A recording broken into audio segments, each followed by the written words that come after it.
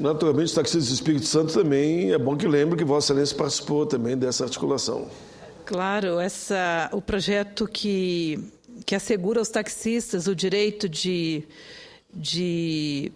fazer a concessão, né, para membros de sua família é fundamental.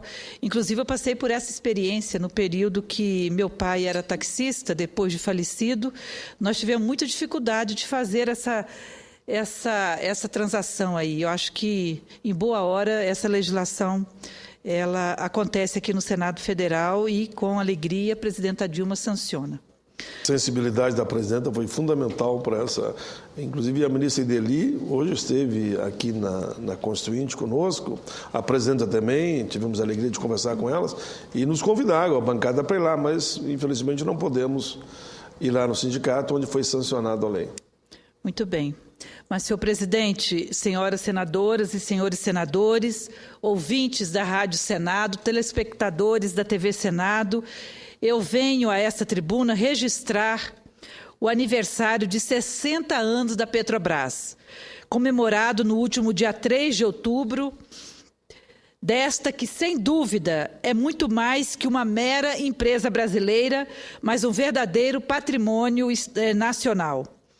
O modelo de exploração do petróleo no Brasil e o papel do Estado no desenvolvimento deste setor são marcas que compuseram o quadro histórico do tema e ainda hoje são objeto de inúmeros debates. Já na década de 30, quando foram dados os primeiros passos no sentido da nacionalização, havia lei definindo que as explorações deveriam ser realizadas somente por brasileiros.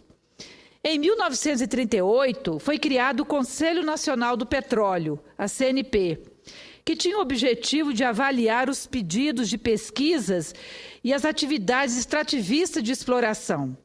Somente um ano depois, foi descoberto o petróleo no Brasil, em Lobato, na Bahia. 2 anos mais tarde, o conhecido Campo de Candeias foi o primeiro a produzir petróleo em território nacional. No entanto, senhor presidente, é a partir de meados da década de 40, no pós-guerra, que o petróleo passa a ser considerado tão importante quanto o aço. No Brasil, a produção e a distribuição do petróleo eram controlados por empresas americanas. Nesse momento, o debate se acirra no país e ganha contornos de uma verdadeira disputa que dividiu a opinião pública em 2 diferentes pontos de vista políticos em relação ao modelo de exploração petrolífero. Numa forte polarização, um primeiro grupo, denominado de entreguistas, defendiam a abertura total do Brasil ao capital estrangeiro, com a argumentação de que nós não possuíamos nem capital e muito menos tecnologias suficientes para a tarefa. Portanto, a exploração devia ficar a cargo dos países desenvolvidos, considerados países que dominavam o conhecimento sobre o setor. Já outro grupo, os nacionalistas, eram contra a participação de capitais privados na exploração, defendiam o monopólio estatal do petróleo e ousaram ir mais longe ao propor a criação de uma empresa nacional que fizesse a exploração. Destaco, senhor presidente, nesse processo de debate, junto à sociedade brasileira, o papel histórico desempenhado pela União dos Estudantes, a UNE, responsável pela criação da Comissão Estudantil de Defesa do Petróleo, dada a enorme discussão e repercussão originada em relação ao tema. É neste momento que foi cunhado o histórico e ainda atual lema "O petróleo é nosso". Quem não se lembra, senhor presidente, deste lema? Eu, particularmente, muitas vezes usei a camisa com esse lema, divulgando a importância do petróleo brasileiro. A iniciativa e o envolvimento social foi tão expressivo nesse período que o fim da disputa deu-se exatamente no dia 3 de outubro de 1953, com a vitória dos nacionalistas, impulsionando o então presidente Getúlio Vargas a assinar a Lei número 2004, que permitiu a criação de um símbolo nacional, a Petróleo Brasileiro S.A., nossa querida Petrobras, garantindo o monopólio estatal de pesquisa, refino e transporte do petróleo em território brasileiro. Em seu discurso, Getúlio, em tom profético, já descreve o significado deste ato para o Brasil e para o conjunto das brasileiras e brasileiros. É, portanto, com satisfação e orgulho patriótico que hoje sancionei o texto de lei aprovado pelo Legislativo, que constitui novo marco da nossa independência econômica, disse ele há 60 anos. Em 1954, o petróleo e seus derivados já representavam 54% do consumo de energia do país, mas a produção nacional não passava de 1,7% desse consumo interno. E é a partir dessa enorme demanda que a empresa intensificou a exploração e investiu em ciência e tecnologia, qualificando seus trabalhadores para os novos desafios. Assim, a Petrobras conseguiu manter-se na dianteira no Brasil, tendo garantido sempre o número constante de reservas. Cito como fruto desse esforço para manter uma posição de liderança no setor a criação do Centro de Pesquisa e Desenvolvimento, a CENPES, no ano de 1968, com o objetivo de atender às demandas tecnológicas que são base para a consolidação e a expansão da Petrobras no cenário da energia mundial. Após receber os maiores prêmios do setor petrolífero mundial, o CENPES consolidou-se como o maior centro de pesquisas da América Latina. Além disso, as tecnologias desenvolvidas no CENPES fazem da Petrobras a empresa que mais gera patentes no Brasil e no exterior. E foi esse investimento em ciência e tecnologia que fez a Petrobras ampliar suas descobertas no mar, sendo a primeira delas realizada em 68 no campo de Guaricema, localizado no litoral de Sergipe, tendo se ampliado anos depois para outros campos, como o da Bacia de Campos, no Rio de Janeiro. E é na década de 80 que a companhia dirigiu suas atenções para as águas profundas, tornando-se a primeira do mundo a produzir petróleo em águas abaixo de 500 metros. Foi também nesta década que o estado do Rio consolidou-se como o maior produtor do país, com quase 60% do volume total produzido. No entanto, essa expressiva ascensão da nossa Petrobras sofre duros golpes ao chegarmos à década de 90, em especial durante as duas gestões do presidente Fernando Henrique Cardoso.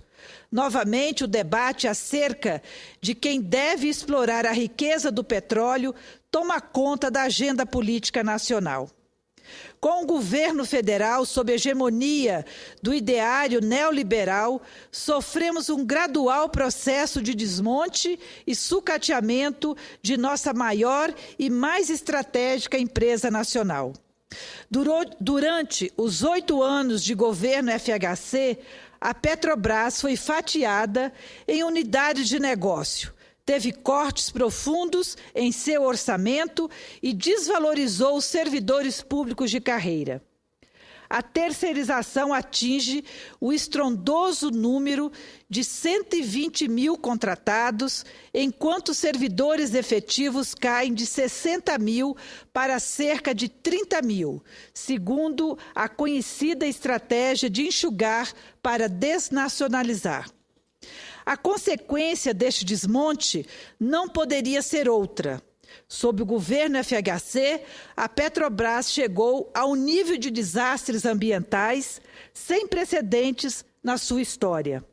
Entre 1975 e 1994, portanto, quase 20 anos, a empresa foi responsável por 9 desastres ambientais. Entre 1995 e 2002, a empresa registrou 29 desastres, entre eles o afundamento da plataforma P-36, que provocou a morte de 11 petroleiros. O golpe mais duro, no entanto, vem entre 1995 e 1997.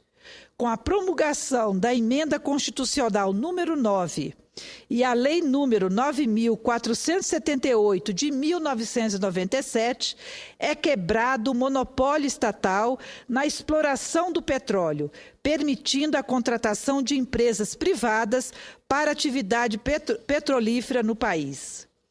Com essas duas mudanças legislativas, estão abertas as portas para a tentativa de privatização da Petrobras e a total abertura de nossas riquezas de uma área estratégica para as grandes empresas petrolíferas internacionais. 2 fatos, senhor presidente, ilustram bem este processo. O primeiro ocorreu em 1997, durante a posse do senhor Davi Zuylbenstein como diretor-geral da recém-criada Agência Nacional do Petróleo. Davi, que enquanto secretário de Minas e Energia de São Paulo, já havia se notabilizado pelo seu talento em desnacionalizar empresas públicas, em seu discurso de posse, em auditório lotado de empresas estrangeiras, dirigindo-se a elas, anuncia, entre aspas, o petróleo agora é vosso, em uma cínica e desrespeitosa alusão à histórica campanha do Petróleo é Nosso. O segundo fato ocorreu no ano 2000, com a tentativa de mudar o nome da empresa para Petrobras, com vistas a facilitar a pronúncia na língua inglesa, para atrair potenciais compradores estrangeiros quando da sua eventual privatização. Tal iniciativa foi fortemente rechaçada pela população, demonstrando mais uma vez amor que o povo brasileiro tem com a sua maior empresa. Em 2003, com a eleição do presidente Lula, este cenário começa a mudar. A Petrobras passa a ser valorizada como empresa estratégica para o desenvolvimento econômico, cultural e social de nossa nação. Inicia-se um processo de reestruturação da estatal, aumentando vertiginosamente o seu orçamento. Realizam-se concursos públicos e os seus trabalhadores e trabalhadoras começam a ser valorizadas. Retomam-se com muita força a vocação para a pesquisa e a inovação, além de realizar o maior plano de investimento da sua história.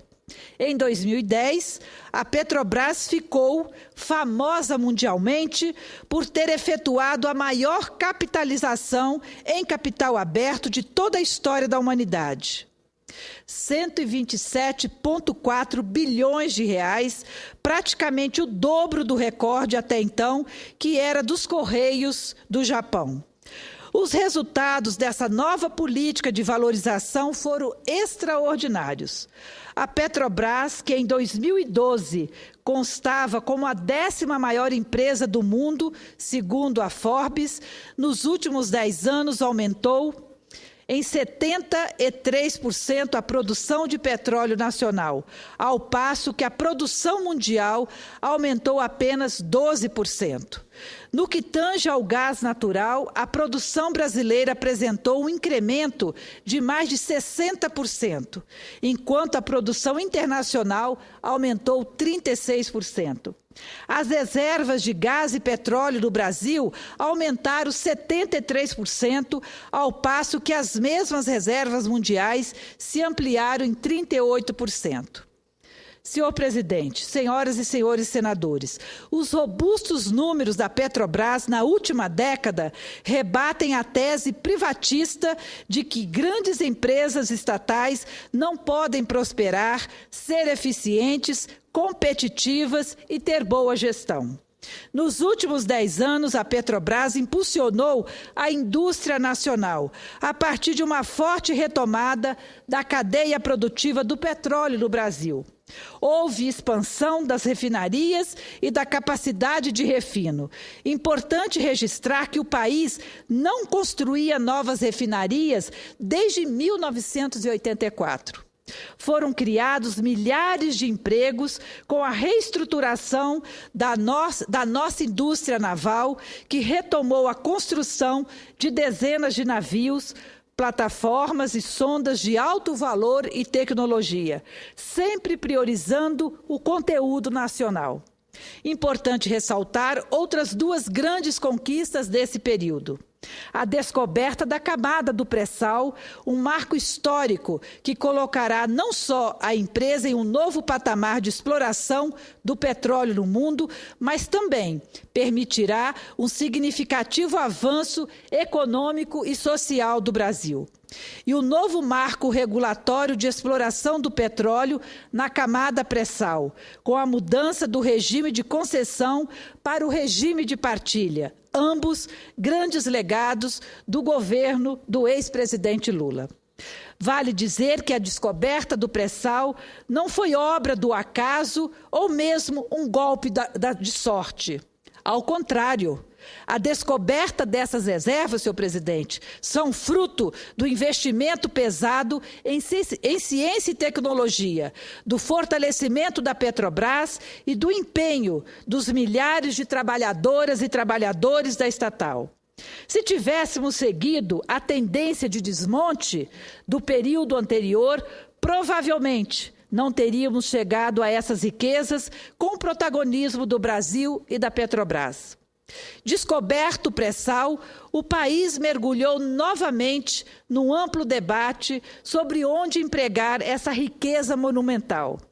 A fim de evitar que o Brasil fosse vítima do imediatismo e imbuída de uma evidente preocupação em transformar essa riqueza finita em um bem estratégico para o desenvolvimento sustentável do país a longo prazo, a nossa presidenta Dilma Rousseff acertadamente decidiu destinar os recursos advindos do petróleo a dois setores extremamente importantes: a educação, que ficou com 75% dos royalties, e a saúde, com 25%.